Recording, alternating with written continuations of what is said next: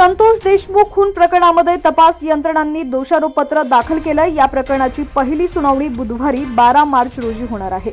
SIT CID कडून पुरवणी चार्जशीटसह दाखल होणार असल्याची माहिती असून यात आणखी एक एफआयआर दाखल होऊ शकतो। आणखी एक एफआयआर होणार असल्याचं खुद्द धनंजय देशमुख यांनी म्हटलंय। सोशल मीडियातून आपल्याला ही माहिती मिळाल्याचं ते म्हणाले। ज्यांनी आरोपींना फरार होण्यासाठी मदत केली आणि ज्यांनी आरोपींना लपवलं त्यांच्यावर गुन्हा दाखल होऊ शकतो अशी माहिती आहे, असं धनंजय देशमुखांनी एका वृत्तवाहिनीला बोलताना माहिती दिली आहे। धनंजय देशमुख म्हणाले की माझे भाऊ संतोष देशमुख यांची हत्या झाली त्या प्रकरणाच्या न्याय संदर्भात ज्यांनी आवाज उठवला होता त्यांना चुकीचं ठरवण्यासाठी प्रतिकात्मक गोष्टी केल्या जात आहेत। कायदा सर्वांसाठी सारखा आहे। ज्यांच्याकडून चुका झाल्या असतील त्यांच्यावर कारवाई होईल। ज्यांनी देशमुख हत्या प्रकरणात आवाज उठवला होता त्यांची भूमिका गुन्हेगारीच्या विरोधातली आहे।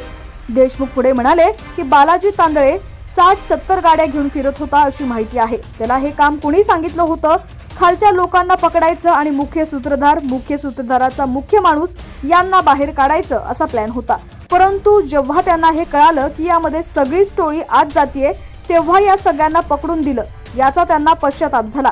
त्यांना हे प्रकरण मर्यादित ठेवायचं होतं, हाच त्यांचा उद्देश होता। ज्यांना हे प्रकरण मागे पडेल असं वाटतंय त्यांना या प्रकरणात न्याय मिळण्याची भूमिका नाही। 9 तारखेला बारामतीमध्ये जो मोर्चा झाला त्याला जो पाठिंबा मिळाला त्यावरून लोकांच्या मनात न्यायाची भूमिका आहे हे लक्षात येतंय। प्रत्येक घरात प्रत्येक गावात न्यायासाठी धग आहे। मागच्या 8 दिवसांपासून